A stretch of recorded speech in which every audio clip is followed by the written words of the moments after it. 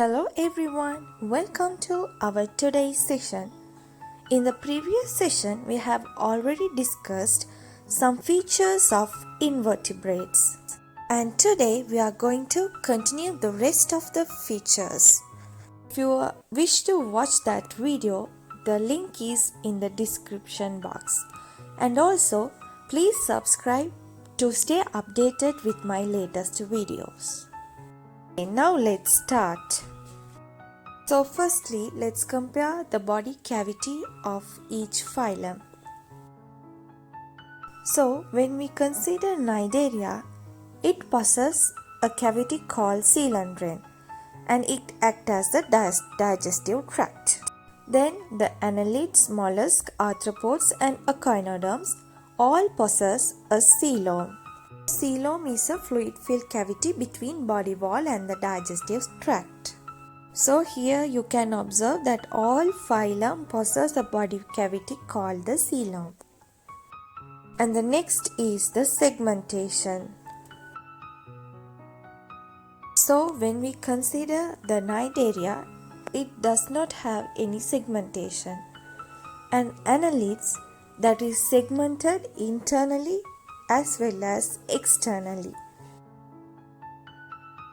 When we talk about mollusk, it does not contain any segmentation, but the body is divided into head, muscular foot and the visceral mass. Then the arthropods, that is segmented as head, thorax and abdomen.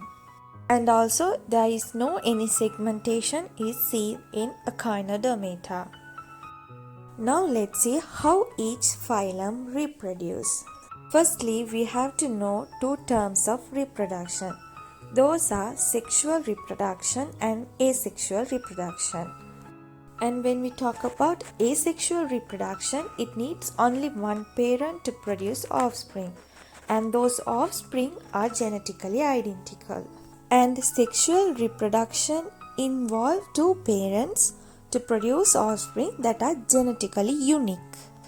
So here you can observe Cnidaria have both asexual and sexual, and annelids too have asexual and some are sexual.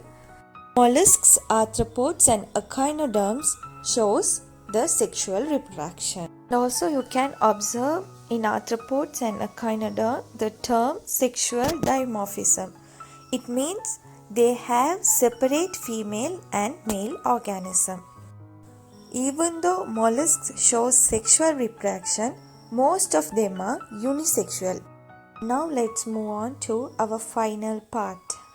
And now we are going to talk about the unique features of each phylum.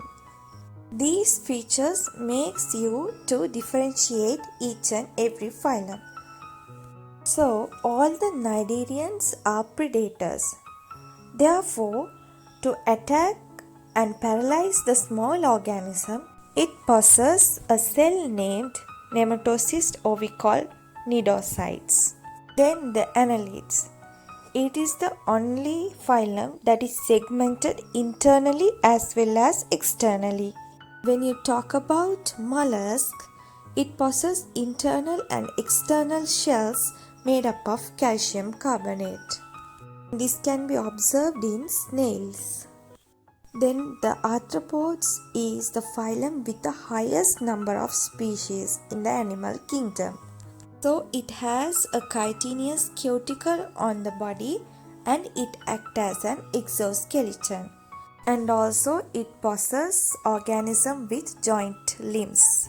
So this can be observed in most of the insects. Then the echinoderms. And it possesses a highly distributed water vascular system in its body. And also it possesses tube feet for locomotion and respiration. So these are the features of each phylum. I hope this video is useful, so please share with your friends too. Thank you everyone.